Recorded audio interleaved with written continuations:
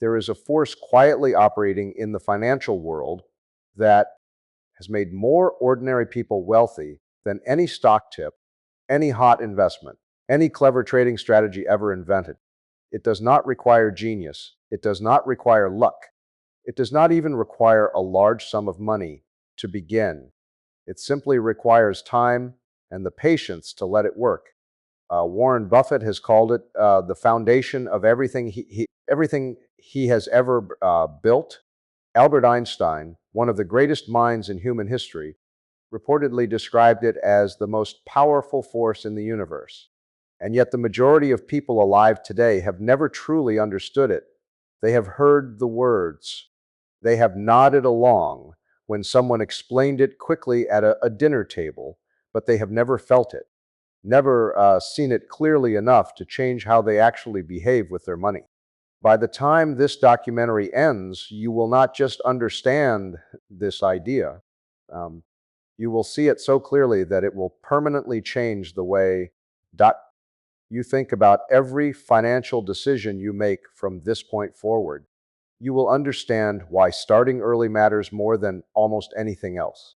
You will understand the hidden cost of delay that almost nobody talks about honestly, and you will understand exactly how to harness this force in your own life.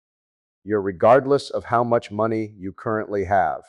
The idea is compound interest, and it is about to become the most interesting thing you have learned in a very long time. Let us start with a story. Imagine a young woman named Clara. She is 22 years old, just finished university, and has just started her first real job. She is not earning a huge salary, but she is sensible. And one evening, after reading something that caught her attention, she decides to put just $200 aside every single month into an investment account. She does not touch it. She does not think about it much. She simply keeps going month after month, like paying a bill she owes to her future self. Meanwhile, across town, her friend James is doing what most people do in their 20s. He is living fully, traveling, eating out, enjoying the rewards of finally having a steady income. He tells himself he will start investing soon, when things settle down, when he has more money, when he feels more ready. At 35, he finally starts, and he is ambitious about making up for lost time. So he invests $500 every month, more than double what Clara invested each month. At 65, they both retire. Clara, the one who invested just $200 per month, ends her working life with more money than James, the one who invested $500 per month for 30 years.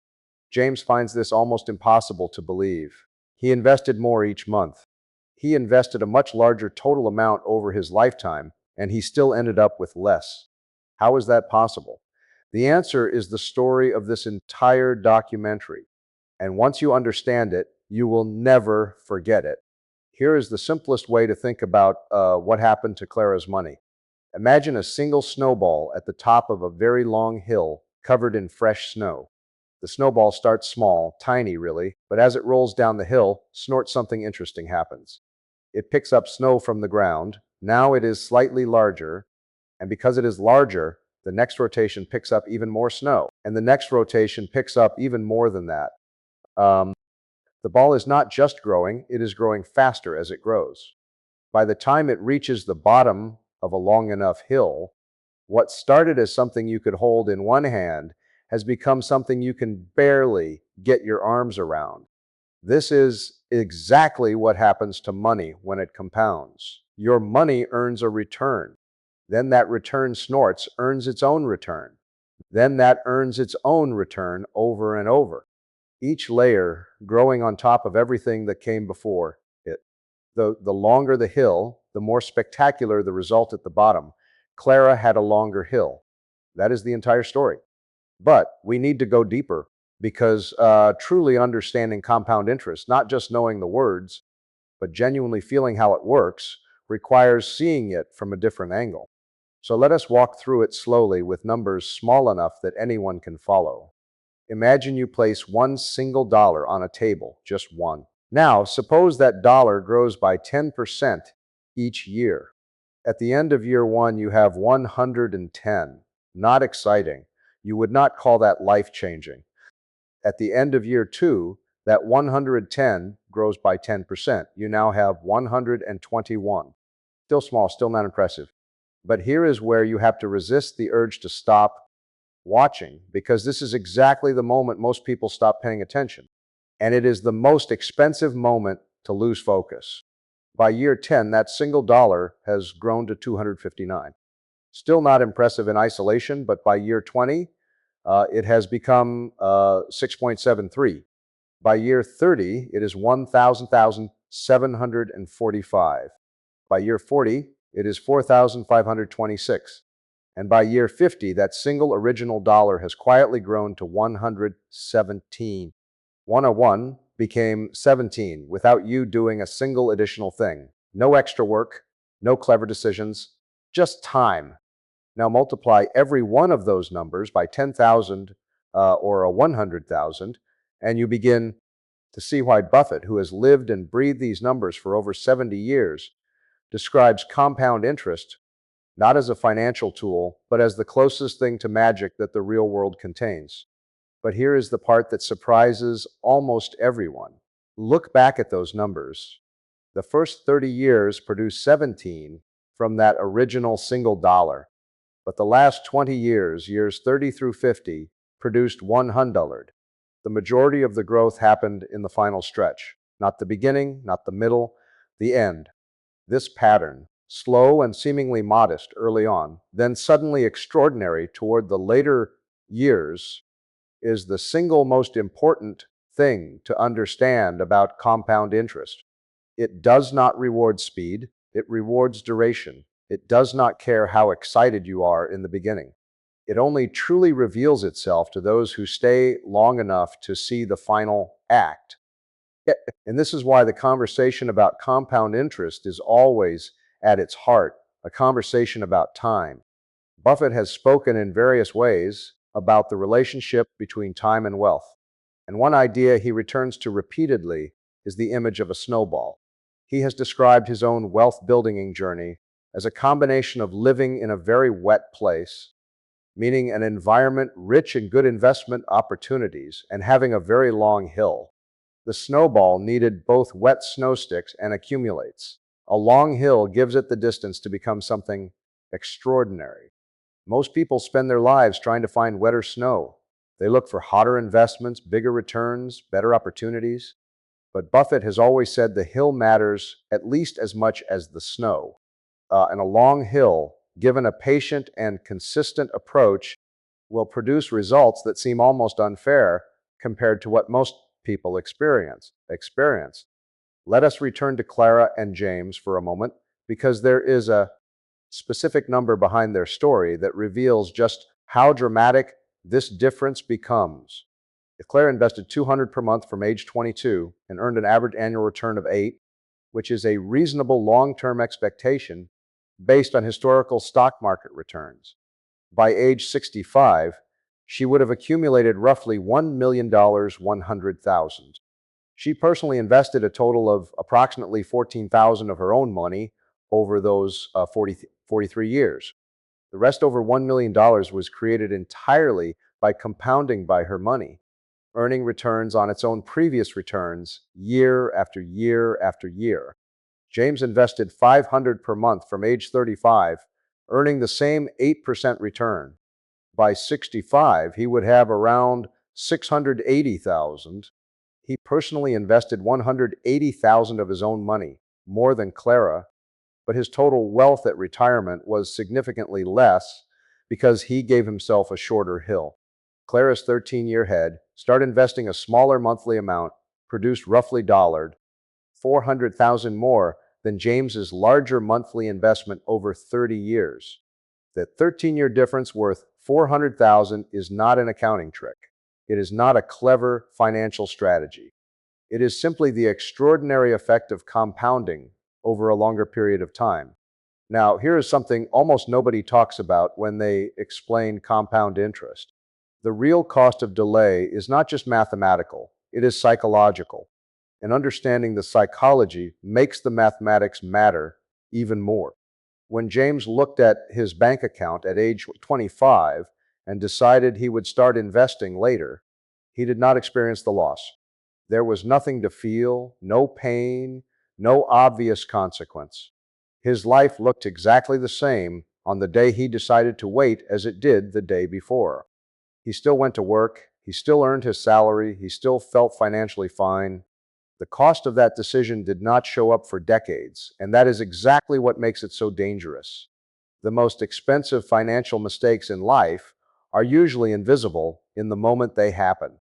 They only reveal themselves many years later when it is much harder to change course. This is the psychological trap that compound interest sets for anyone who does not understand it deeply, because our brains are simply not built to feel the future. We feel today's pleasure and today's pain with vivid clarity, but the pain of a decision made at 25 that reduces your wealth at 65 feels like nothing in the present moment. It is an abstraction, a number on a page, something that will happen to a future version of you that you cannot quite picture. Buffett has spent decades thinking about this gap between short-term feeling and long-term consequence.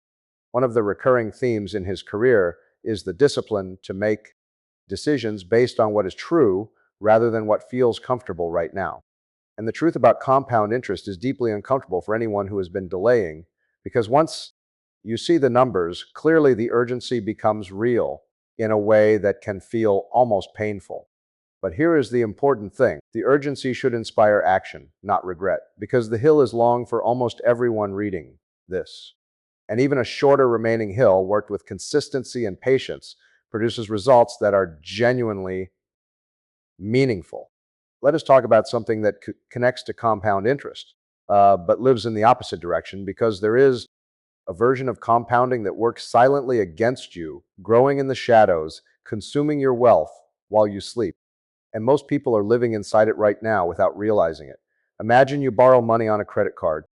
You spend 1,000 on something, perhaps a television, a trip, a collection of smaller purchases that felt reasonable at the time.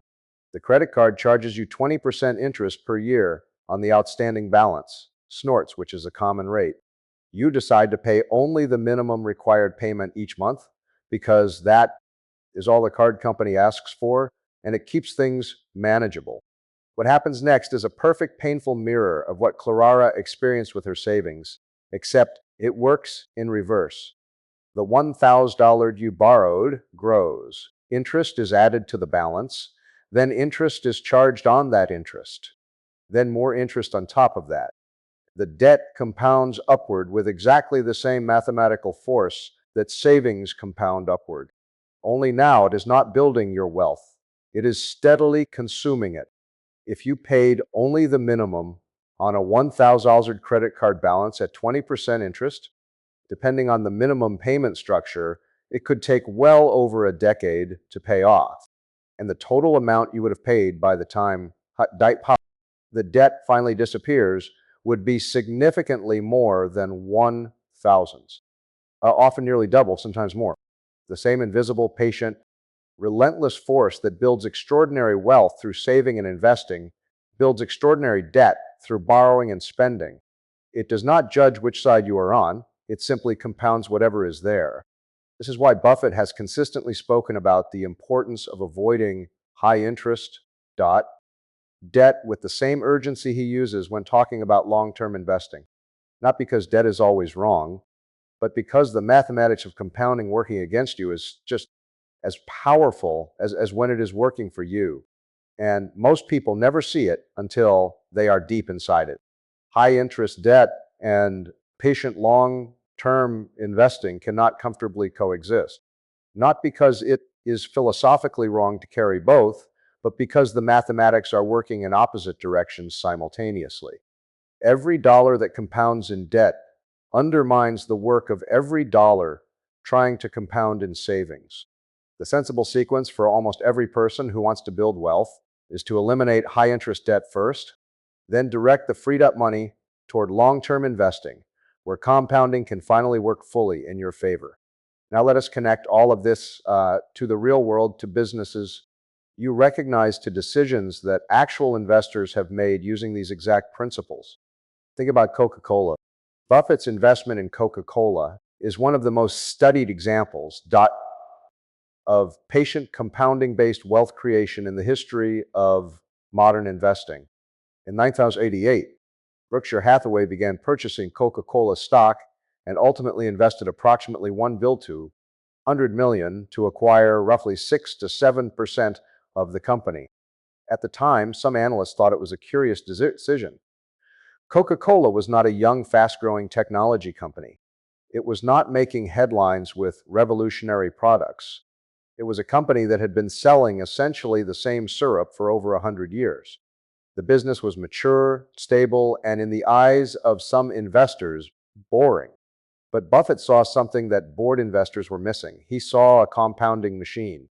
Coca-Cola sold its products in nearly every country on earth. Its brand recognition was essentially unmatched by any consumer product truck in history, and crucially, it had the ability to raise its prices modestly year after year without losing customers because people did not think carefully about the price of a Coca-Cola. They simply reached for one. That combination, global presence, unbeatable brand, and quiet pricing power, meant that the business would earn slightly more money each year than it earned the year before. Not dramatically more, just slightly more, consistently, reliably, year after year. And when a business earns slightly more each year over many years, the value of owning that business grows in the same compounding pattern as Clara's savings account. The earnings build on themselves. The snort's value grows. The investment made at age, so to speak, grows far beyond what any single dramatic event could produce.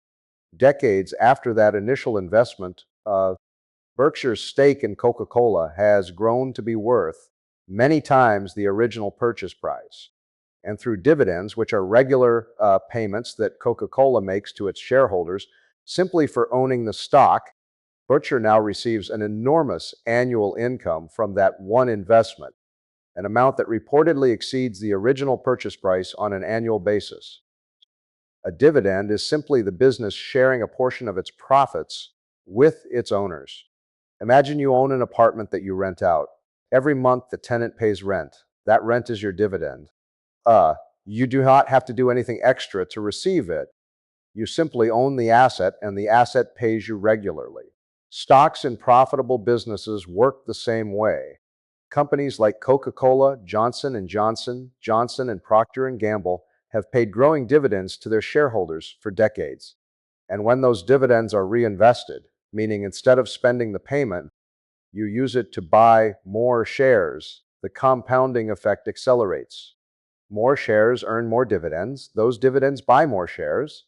Those shares earn more dividends. The cycle continues, and what started as a modest initial investment gradually becomes a self-reinforcing engine of growing wealth.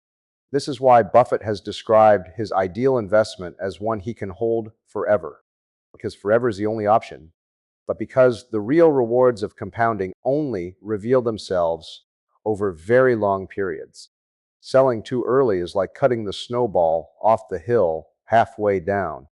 You collect whatever has accumulated so far, but you forfeit everything the remaining hill would have produced. But here is something worth sitting with. What made Buffett's Coca-Cola investment so powerful was not just the compounding that happened inside his portfolio. It was the compounding of his knowledge, his patience, and his discipline across a lifetime.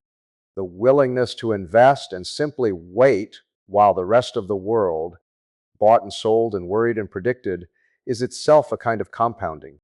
Each year of patient experience reinforced his conviction. Each confirmation that time and quality do the work deepened his ability to resist the urge to act unnecessarily. Wisdom compounds too, and that is not a poetic statement. It is a practical one. The investor who spends 20 years learning to think clearly, to stay calm, and to act patiently is worth far more in the financial world than the investor who spends 20 years trading frantically and learning nothing durable. Let us talk about what compound interest looks like when it is applied through one of the simplest and most accessible tools available to anyone today. Most people have heard of index funds, but far fewer understand why they work so well through the lens of compounding. So let us explain it simply. An index fund is a way of owning tiny pieces of hundreds or even thousands of companies all at once through a single, simple investment. When you put money into an S&P 500 index fund, for example, you are essentially buying a very small ownership stake in 500 of the largest companies in America. Apple, Microsoft, Amazon, Coca-Cola, Disney, and hundreds more, all through one straightforward account. Over the long history of the American stock market, the S&P 500 has returned an average of roughly 9 to 10% per year. Not every year. Some years it goes up 30%, some years it falls 20%, but across decades, the average has settled close to that range. And that average return applied consistently through compounding over many years produces results that are genuinely remarkable. If you invested 300 per month into a simple S&P 500 index fund, starting at age 25 and kept going until age 65, using a 9% average annual return, you would end up with approximately $1.4 million. You personally contributed a total of $144,000. Compounding created the other $1,256,000, nearly 9 times what you invested personally. And the beauty of this particular approach is its simplicity. You do not need to pick individual stocks. You do not need to predict which company will succeed over the next decade. You do not need to follow financial news or understand quarterly earnings reports. You simply invest a fixed amount every single month without stopping, without changing course when markets fall, and without doing anything clever at all. The discipline of monthly consistent investing, regardless of what the market is doing, is itself one of the most powerful habits in personal finance. When markets fall and prices drop, your fixed monthly investment buys more shares at lower prices. When markets rise, you own more shares that are now worth more. Over time, this steady, emotion-free habit produces an average entry price that is genuinely healthy. And the emotional steadiness we're required to keep investing through fear is precisely the kind of discipline that separates people who build wealth from people who always almost do. Buffett had recommended this: a regular investment into a low-cost index fund for most ordinary people, who are not going to dedicate significant time to analyzing individual businesses. He has said in various paraphrased forms across decades of conversations and letters that for people who are not experts in business analysis, consistently buying a low-cost S&P 500 index fund over many years will produce results that outperform the majority of professional investors. That is not false modesty. That is a reflection of how powerful compounding over time is compared to the most sophisticated active investing strategies. Now let us talk about the specific enemy of compounding, because there is a force that directly undermines the growth of your wealth over time, quietly eating away at the purchasing power of money you have not yet put to work. Most people feel its effects without truly understanding where the feeling comes from. That enemy is inflation. Inflation is simply the gradual increase in the price of things over time. The cup of coffee that cost $1 in 1990 costs 4 or 5 today. The house that sold for $100,000 a generation ago costs 3 or 4 times that in many places now. The price of almost everything rises over time. And this means that money sitting still, money parked in a savings account, earning little to no return, is actually losing value each year. Think about it this way. If you keep 100 under your mattress for 10 years, you still have 100 at the end. But if inflation has averaged 3% per year during that time, the things you can buy with it $100 have become meaningfully more expensive. Your $100 buys what roughly 74 used to buy. You lost no money in the technical sense, but you lost purchasing power. And purchasing power is what money is actually for. This is the hidden cost of not investing, not just the returns you failed to earn, though those are significant enough on their own, but also the quiet, steady erosion of what your money can actually buy. Compounding is the only reliable tool that not only keeps pace with inflation, but consistently grows ahead of it over long periods of time, which means not investing is not a neutral decision. So it is a decision to slowly lose ground. Most people treat investing as something optional, a bonus activity for people who have extra money and extra knowledge. But once you understand inflation, once you truly absorb what it means for money sitting still to gradually lose its ability to buy things, the urgency of putting money to work compounds in your understanding, the same way money compounds in your portfolio. Let us come back to a human story, because the numbers alone are powerful, but it is the human element that makes this permanent. Warren Buffett bought his first stock at 11 years old, 3 shares of a company called City Service Preferred for $38 per share. He had saved that money carefully with a seriousness that most 11-year-olds do not possess. He watched the stock drop after he bought it, felt the discomfort of seeing his savings fall in value, and then sold when the price recovered, making a small profit.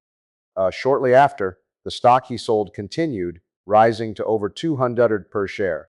He later described this experience as one of the most important lessons of his early life, not about which stock to buy, but about the cost of impatience, about what happens when you sell too early, because the short-term result feels complete while the long-term result has barely started. He carried that lesson into every subsequent decade of his investing life. The patience he developed from that early experience is part of what allowed him to hold a stock like Coca-Cola through every market crash, every economic crisis, every period of uncertainty from 1988 until today. Not because he was certain nothing bad would ever happen, but because he trusted the compounding process deeply enough to leave it alone. Think about what that means in practice. Between 1988 and the present day, Berkshire Hathaway experienced multiple significant stock market crashes. The dot-com bust of the early 2000s, the financial crisis of 2008 and 2009, during which markets fell by roughly half, the sudden crash in early 2020 during the pandemic, when markets dropped by over 30% in a matter of weeks. During each of these periods, Coca-Cola's stock price fell along with everything else. An investor who checked their account during 2008 and 2009 would have seen their Coca-Cola investment lose a significant portion of its apparent value. But Buffett did not sell, not because he was being stubborn, but because he understood something that most investors do not fully grasp until much later in their experience. The price shown on any given day is what someone is willing to pay for the business today. It is not the value of the business. And the value of Coca-Cola, defined by how much profit it generates year after year, how durable its brand is, how many billions of people drink its products daily, did not meaningfully change during the financial crisis of 2008. The business kept earning money. It kept paying dividends. The temporary fall in price was a reflection of widespread human fear, not a reflection of what was actually happening inside the business. Staying invested through those falls allowed the compounding to continue uninterrupted. And by the time markets recovered, which they eventually did, as they have always done throughout history, the investors who stage bit were rewarded with the full benefit of the recovery. Those who sold during the fear locked in their losses and missed the recovery entirely. Compound interest is not just a mathematical process. It is a test of character, a test of how well you understand what you own, how confident you are in the long-term direction of excellent businesses, and how effectively you can manage the very human impulse to do something when fear and uncertainty are loudest. The investors who pass that test not perfectly, but consistently, are the ones whose snowballs reach the bottom of the hill having accumulated something genuinely extraordinary. Let us pull this all together with one final image that ties every idea in this documentary into a single clear picture. Imagine two farmers. Both are given a plot of land and a bag of seeds on the same spring morning. The first farmer plants his seeds immediately. He waters them, tends to them, and harvests his crop each autumn. Then he does something important. Instead of consuming every apple his trees produce, he saves a portion of each harvest and uses the apples to grow new trees. Each year he has more trees than the year before. Each year his total harvest grows larger, not because he worked dramatically harder, but because he kept reinvesting what his existing trees produced. After 40 years, his orchard covers the entire field and produces a harvest so large it takes weeks to bring in. The second farmer waits, snorts. He is not idle. He thinks carefully. He reads about farming. He watches what other farmers do. He tells himself he will plant when conditions are more favorable.